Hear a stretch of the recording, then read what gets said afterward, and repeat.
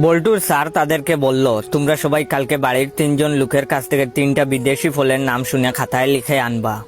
বল্টু বাড়িতে গিয়ে বাবাকে জিজ্ঞেস করলো, বাবা একটা ফলের নাম বলো তো।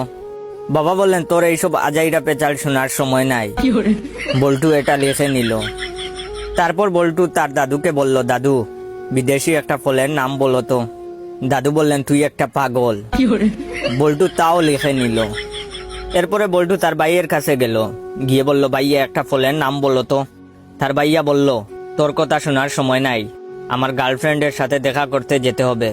বল্টু এটাও লিখে নিল। পরের দিন বল্টু গেল স্কুলে। বল্টুর স্যার বলল, বল্টু তুমি বাড়ি থেকে যে 3টা ফলের নাম লিখে আনছো সেগুলো বলো। বল্টু বলল, তোর এইসব আজাইরা পেঁচাল শোনার সময় নাই। স্যার রেগে গিয়ে বললেন, কি তুই আমাকে চিনিস?